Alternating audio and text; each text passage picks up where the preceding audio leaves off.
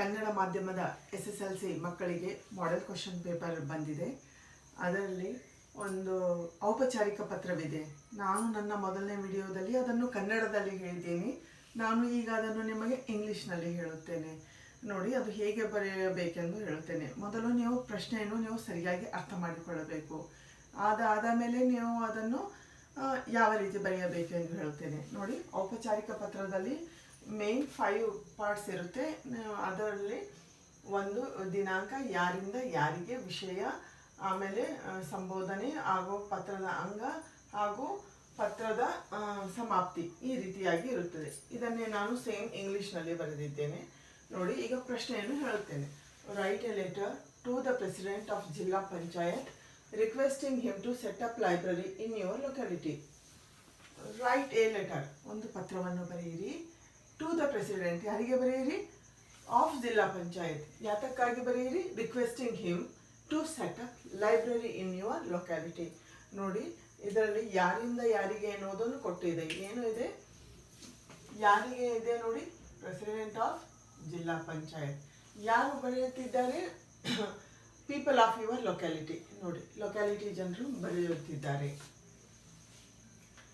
ಇದು ಈ ರೀತಿಯಾಗಿ ಇದೆ. ವಿಷಯ, ಯಾರು ಬರೆಯುತ್ತಿದ್ದಾರೆ?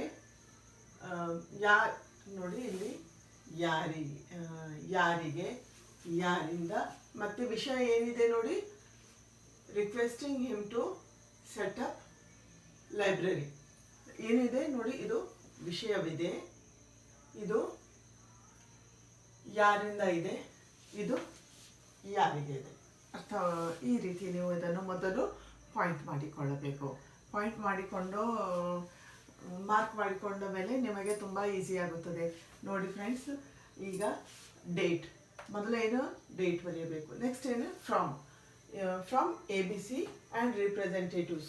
ನೋಡಿ, ಪ್ರತಿನಿಧಿಗಳು ಇರುವ ಕಾರಣ ರಿಪ್ರೆಸೆಂಟೇಟಿವ್ಸ್ ಅಂತ ನಾನು ತೆಗೆದುಕೊಂಡಿದ್ದೇನೆ. ಒಂದು ಕಾಲೋನಿಯಲ್ಲಿ ಒಂದು ಕೆಲಸವಾದರೆ, ಲೈಬ್ರರಿ ಕೆಲಸ ಮಾಡಬೇಕಾದರೆ, ಸ್ಥಾಪಿಸಬೇಕಾದರೆ ನಾವು ಕೇವಲ ಒಂದು ವೈಯಕ್ತಿಕ ಪತ್ರದಿಂದ ಆಗುವುದಲ್ಲ.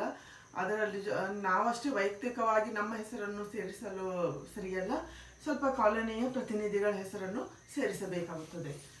ABC and representative, Basaveshwara colony, Kalaburagi. 2, ಯಾರಿಗೆ ನೋಡಿ? ಪ್ರೆಸಿಡೆಂಟ್, ಜಿಲ್ಲಾ ಪಂಚಾಯತ್, ಕಲಬುರಗಿ. ಸಬ್ಜೆಕ್ಟ್ ನೋಡಿ, ನೆಕ್ಸ್ಟ್ ಏನಿದೆ? Request to set up library in our locality. ಏನಿದೆ?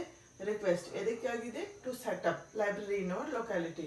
ಇದನ್ನು ಪ್ರಶ್ನೆಯಲ್ಲಿ ಕೊಟ್ಟಿರುವುದಿದೆ, ಅದನ್ನು ನಾವು ಮಾರ್ಕ್ ಮಾಡಿಕೊಂಡು ಬರೆಯಬೇಕು. 5th ನೋಡಿ, ಸಂಬೋಧನೆ ಇದೆ. Respected sir.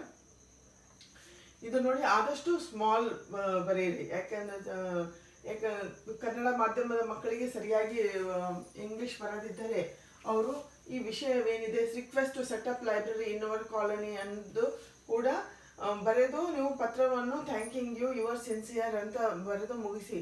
ಇದು ಈ ಮಾತನ್ನು ಎದಕ್ಕೆ ಹೇಳ್ತಿದ್ದೇನೆ, ಬಹಳಷ್ಟು ಮಕ್ಕಳಿಗೆ ಸೆಂಟೆನ್ಸ್ ಫಾರ್ಮೇಷನ್ ಬರುವುದಿಲ್ಲ, ಅದಕ್ಕಾಗಿ ಈ ಮಾತನ್ನು ಹೇಳ್ತಿದ್ದೇನೆ.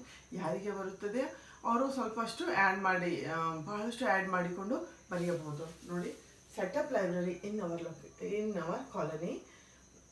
People of all age groups will be benefited by. People ಅಂದರೆ ಜನರಿಗೆ, ಪೀಪಲ್ ಆಫ್ ಆಲ್ ಏಜ್, ಎಲ್ಲ ವಯಸ್ಸಿನ ಜನರಿಗೆ. ಗ್ರೂಪ್ಸ್ ಅಂತಂದರೆ ಯಾವ ತರಹದ ಚಿಕ್ಕ ಮಕ್ಕಳು, ಮಧ್ಯಮ ವರ್ಗದವರು ಹಾಗೂ ಮಧ್ಯ ವರ್ಗದ ಹಾಗೂ ಓಲ್ಡ್ ಏಜ್ ಪೀಪಲ್ ಅಂದರೆ ವಯಸ್ಸಾದವರು, ಎಲ್ಲರಿಗೂ ಅದು ಉಪಯೋಗ. ವಿಲ್ ಬಿ ಆಗುವುದು, ಬೆನಿಫಿಟೆಡ್ ಉಪಯೋಗವಾಗುತ್ತದೆ. ಬೈ ಇಟ್ ಅಂದರೆ ಅದರಿಂದ. ಸಿಗ್ನೇಚರ್ಸ್ ಅಂದರೆ ಏನು ತೆಗೆದುಕೊಂಡಿದೆ ನಾವು? ಸೈನ್ಗಳನ್ನು ತೆಗೆದುಕೊಂಡಿದ್ದೇವೆ. ಆಫ್ ರಿಪ್ರೆಸೆಂಟೇಟಿವ್ಸ್ ಏನು? ಪ್ರತಿನಿಧಿಗಳ ಸೈನ್ಗಳನ್ನು ತೆಗೆದುಕೊಂಡಿದೆ. ಆಫ್ ಅವರ್ ಕಾಲೋನಿ, ನಮ್ಮ ಕಾಲೋನಿಯ ಪ್ರತಿನಿಧಿಗಳ ಸಿಗ್ನೇಚರ್ನ ತೆಗೆದುಕೊಂಡಿದೆ. Is attested with this letter. ಈ ಪತ್ರದ ಜೊತೆಗೆ ಏನು ಮಾಡಿದ್ದೇವೆ, ಅದನ್ನು ನಾವು ಅಟೆಸ್ಟ್ ಮಾಡಿದ್ದೇವೆ ಅಂತಂದರೆ ಅದನ್ನು ಜೋಡಿಸಿ ಲಗತ್ತಿಸಿದ್ದೇವೆ ಅನ್ನಂಗೆ ಅರ್ಥ. Hoping for the work will start soon. Hoping for the work to start soon. ಏನಾಗಿದೆ? ಈಗ ಕೆಲಸವು ಬೇಗ ಸ್ಟಾರ್ಟ್ ಆಗೋದೆಂದು ನಾವು ಊಹಿಸುತ್ತಿದ್ದೇವೆ, ಆಶಿಸುತ್ತಿದ್ದೇವೆ ಎಂದು hoping for the work to start soon. ಈ ರೀತಿಯಾಗಿ ನಾವು ಪತ್ರವನ್ನು ಸೂನ್ ಅಂದರೆ ಬೇಗನೆ, ಸ್ಟಾರ್ಟ್ ಅಂದರೆ ಆರಂಭ, ಟು ವರ್ಕ್ ಅಂದರೆ ಕೆಲಸ, ಹೋಪಿಂಗ್ ಅಂದರೆ ಆಶಿಸುತ್ತೇವೆ, ಫಾರ್ ಯಾವುದಕ್ಕಾಗಿ the work, thanking you your sincere ABC, sincerely ಯಾವುದು ಯುವರ್ಸ್ ಒಬಿಡಿಯಂಟ್, ಈ ರೀತಿಯಾಗೂ ನೀವು ಪತ್ರವನ್ನು ಬರೆದು ಮುಗಿಸಿ. ಇಂಗ್ಲೀಷ್ನಲ್ಲಿ ಇದನ್ನು ಹೇಳಿದ್ದೇನೆ. ನೆಕ್ಸ್ಟ್ ವಿಡಿಯೋದಲ್ಲಿ ನಾನು ಕನ್ನಡ ಮತ್ತು ಇಂಗ್ಲೀಷ್ನಲ್ಲಿ ನಿಮಗೆ ಲೈನ್ ಬೈ ಲೈನ್ ಹೇಳಿಕೊಡ್ತೇನೆ. Thank you.